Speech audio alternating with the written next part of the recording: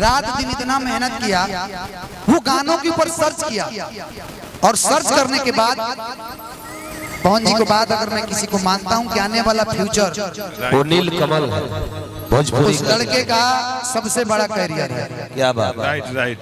और वो कभी विवाद में भी नहीं रहते हैं, बिल्कुल नहीं रहते हैं। एक गाना मैंने सुना था उनका, कौन दीजिएगा भैया? गाना बजाना सी सी हसन के पानी बिना रगड़ लेना मानी, देखे देखो जवानी भाई फटाफट निशानी। सी गाना बजाना सी कर दीजिए। सी कि हीरोइन हो हीरोइन तू नानू पिएलू कहता अखिया हर नशा में जिएलू। पावर स्टार का भी होगा कि गुलाबो जैसन खिलल बाड़ू तू भवरा से मिलल बाड़ू, करत दिल के कतल बाड़ू के कर मेहनत के फल बाड़ू। लाली होठवा के लल जावे करता दिलवा इलू इलू। लेकिन अगर पवन जी के बात है जनता ने कौन गाना हो कौन कि आजा जिला उखाड़ देला किला कि यह पर छपरा वो पर बलिया बिचवा में गंगा माई, यह पर छपरा वो पर बलिया बिचवा में गंगा माई। आजा जिला घर में कौना बात के डर बा कि तू जवान होई गइलू कहिया लड़का हो जाई, बोला बोला एक रेजा कहिया लड़का के जाई। ए पर छपरा ओ पर बलिया बिचवा में गंगा माई, ए पर छपरा ओ पर बलिया बिचवा में गंगा माई। तू जवान होई गइलू कहिया लड़का हो जाई, बोला बोला एक रेजा कहिया मौलिया भराई। बोला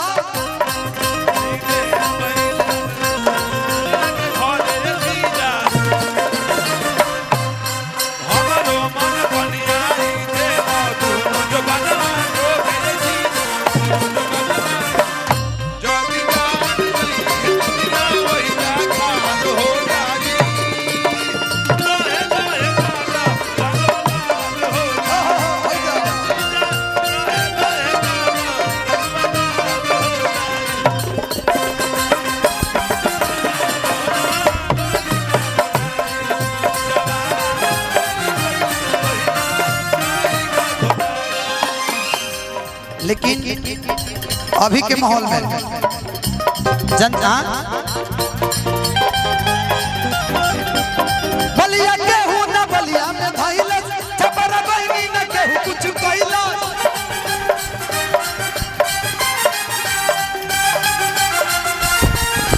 मिलल न मन जोग छाला छाल छबीला पीला पीला। ओरिजिनल बात सुनबू खाली हिल के कि आजा जिला उखाड़ किला, आजा जिला उखाड़ किला। बाबा कि हेलो हेलो कि ई हसोन के पानी बिना रगड़ लेना मानी, देखे देखो जवानी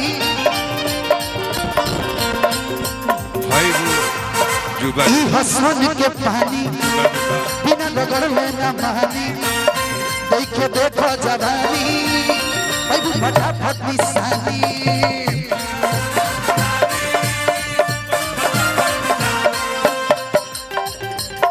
बहिया केहू न बलिया में धइला छपरा गइली न केहू कुछ कइला।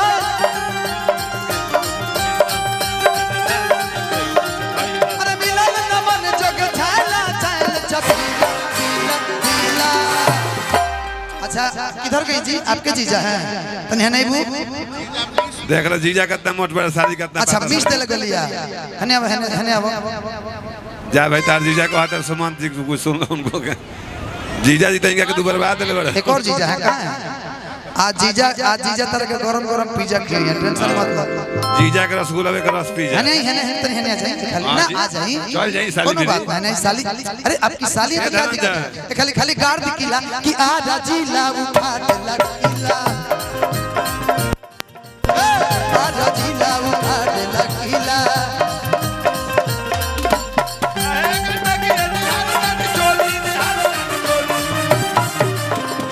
अरे बोली ए मुखिया जी खाई की चाहिए। अरे मुखिया जी कि ये मुखिया जी के लिए एक बार जोरदार ताली। अरे वो कोने मत रही है ना, रही होने से दूर रही। अच्छा मुखिया जी कि ये मुखिया जी मन हो के तो बोली नहीं करो भाई पर बस वाला गोली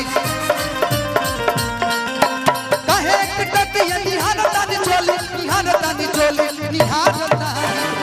अरे बोलो ए जहाज बुकिंग काल होई की याद कि ये मुखिया जी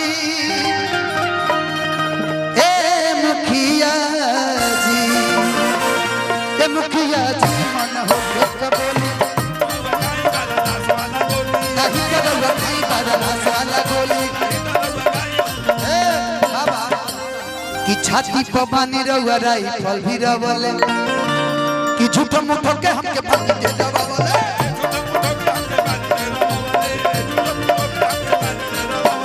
छाती पर बानी रहुआ राइफल भी रवले झूठो मुठो के हमके पानी दे दबावले। हेलो संतोष भैया के लेके आ जाए कि राउर सामान हो लगाई जानी बोली, आज लगाई जानी बोली।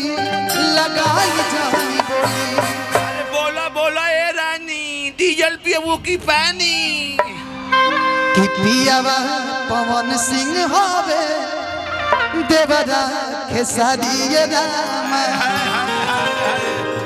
कि ये मुखिया जी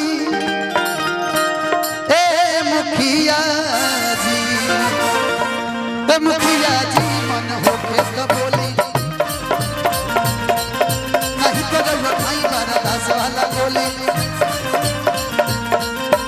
कहे कि टकिया निहारतानी चोली अरे बोला ए कबूतर नीचे चढ़बू की ऊपर ए मुखिया जी कृपया धाका ना मानना नीचे चल जाए माई उहे कने हमें चल जाए मुंह मार द धागा की पोलान अब मार बोलती हमारा रोड कट गया ना जाए कि ये मुखिया जी मन हो के तो बोली